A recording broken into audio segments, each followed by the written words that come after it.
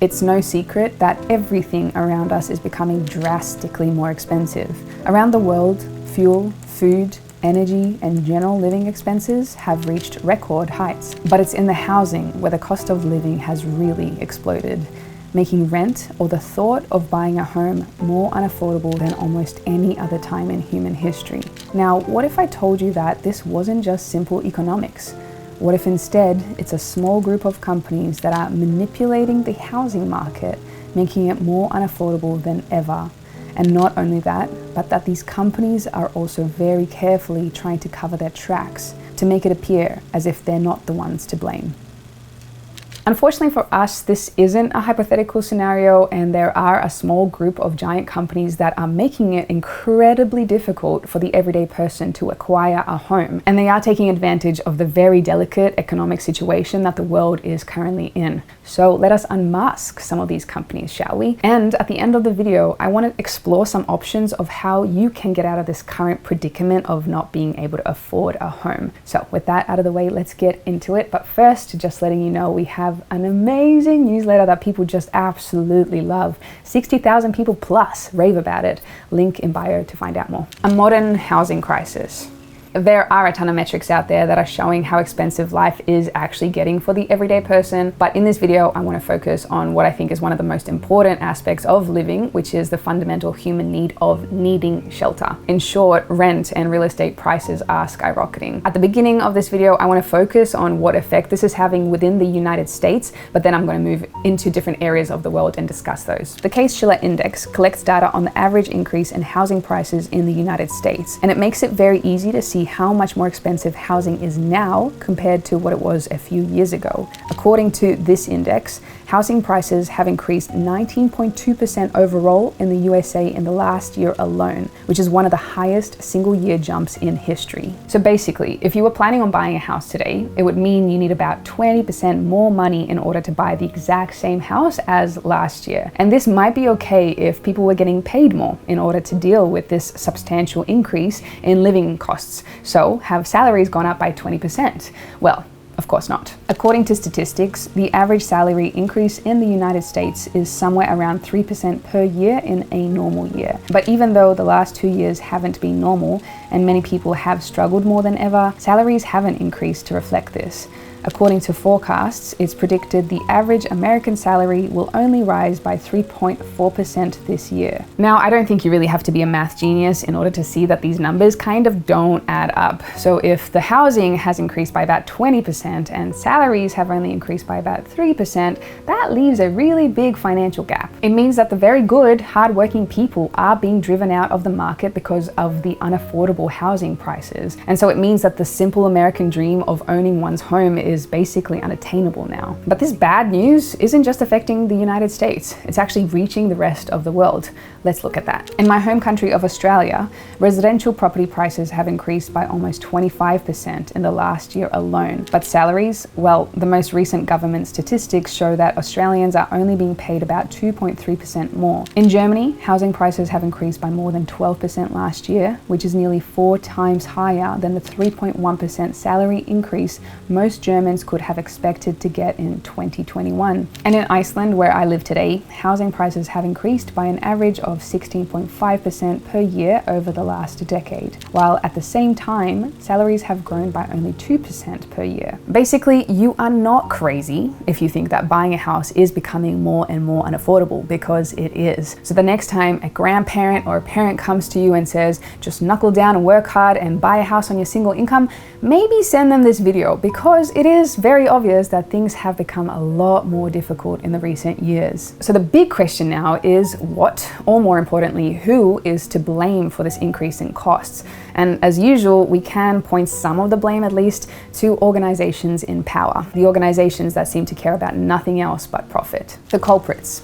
Now, it's pretty obvious that the world has been under some serious economic stress in the last couple of years due to things like the global health crisis, which has slowed down the economy, or we have the war now, which is driving up the price of energy. And I'm not going to focus on those topics because they are in themselves giant video topics on their own. However, in this video, I want to talk about the companies that are capitalizing on the economic stress that so many people are under right now, and they are using their power in order to increase the price of housing, making it so much more unaffordable. So first, let's talk about a company that you probably have never heard of, and they're called Invitation Homes. Invitation Homes is an investment company worth somewhere around $21 billion, and mainly they invest in housing. They own so much real estate in the US that they're reportedly the largest single owner of residential housing in the country. However, they are very quick to try and make people believe they don't really own as much at all. On their website, they very heavily feature the fact that they only own less than 0.5% of all residential real estate in the US, trying to give you the impression that they really don't have any effect on housing or rent prices. They also want you to believe that institutional investors currently own only 2% of single-family homes in the US right now, and technically that is true. But what they don't want you to know is that the number is increasing at a massive rate, because at the end of last year, almost 20% of homes sold in the US were purchased by Invitation Homes or companies like them. Basically, this is nothing more than public relations. They are trying to get you to focus on the things that they want you to focus on and deflect your attention from things that they don't want you to know about. But sure, let's say that we agree with their assessment that owning 0.5% of residential homes in the US is not a big deal, but it's really not the percentage of ownership that matters, it's really the strategy of which houses they are buying. According to an in-depth report by Slate, they show how companies like Invitation Homes aren't necessarily buying up most of the homes, but they are buying the homes that matter the most. Their main focus is on buying the most affordable housing that would normally go to the first home buyers with small budgets. This leaves less affordable housing on the market, which drives up demand for what's left, and higher demand means higher prices for everyone. And because they also have access to billions of dollars in assets and cash, it also means they have access to better loans than normal people do. So whereas the typical home buyer in America pays up to 4% interest on a home loan, Invitation Homes pays only 1.4%. This means Invitation Homes can afford to pay more for the same house than a typical home buyer, and so they consistently outbid normal homeowners, paying above asking prices. In the end, this massively drives up the price for normal home buyers, but we're not done yet because we haven't even spoken about how they are increasing the rental market as well. Buying up the most affordable homes means they're buying the homes that would normally be rented at the most affordable prices, but Invitation Homes are making sure things don't stay this way for long. Over the space of just 3 months last year, they jacked up rent prices by an average of 11%, and other similar companies like Tricon are increasing rents by up to 20% every time a new person moves in. In short, this is all a big numbers game, but a game where the average person is undoubtedly, once again, the loser in the game. And I know right now I'm just focusing on the US, but it does affect the rest of the world as well. Investment firms like Vanguard, Blackstone, and Blackrock are buying up housing in this way all around the world, which is driving up prices for everyone. But of course, they want you to believe it's not their fault at all. In Europe, for example, Blackstone says the 117,000 plus units they own across Europe isn't impacting housing prices at all. But at the same time, in Spain, where they are the single biggest owner of real estate in the country, they are opposing plans to provide people with more affordable social housing, likely because cheaper housing for the masses would mean less profit for them and less power for them to manipulate the housing market. Now, previously, I've actually dedicated an entire video on Blackrock, which is one of the investing firms, and I touch on how much Blackrock actually owns the planet in so many ways. So if you want to check out that video after this one, there is a link in the description. Now, despite how depressing all of this sounds, there are always steps for you to invest in different areas or to fight back against what's happening, or at least move away from areas where this doesn't affect you as much. Some options. Some people, such as Robert Kiyosaki, believe that buying the right house can be one of the safest investments that you can make. This is all well and good to say that, but the reality of doing so is becoming a lot more unaffordable. However, it doesn't mean that there aren't other options to explore. All around the world, there are companies that allow you to invest in real estate by pooling your investments with other people, enabling you to buy a part of a house or building instead of having to come up with the cash to buy one on your own, meaning almost everyone with a reasonable budget can enter the thriving real estate market. market. But if you do have your heart set on owning your very own home, which I believe is a human right, there are some other options. One of those options could be to pack up and to go somewhere else. Because if you're being priced out of the housing market in your city, your country even, maybe it's time to go and explore somewhere else. Sure, you might have to find a new job, find new friends, learn a brand new culture. There are also many upsides to this, but there are also sacrifices that you might have to make. But if you really want to be able to afford your own home, maybe buying in a less desirable city right now is your only option. I'm sure many of you watching this would love to own an apartment in New York, Tokyo, Berlin, or London, but here's the thing. So does absolutely everyone else. In short, maybe go where you can stretch your money further. And I want to explain one more reason why I think now might be a good time to move, especially if you're being priced out of the real estate market.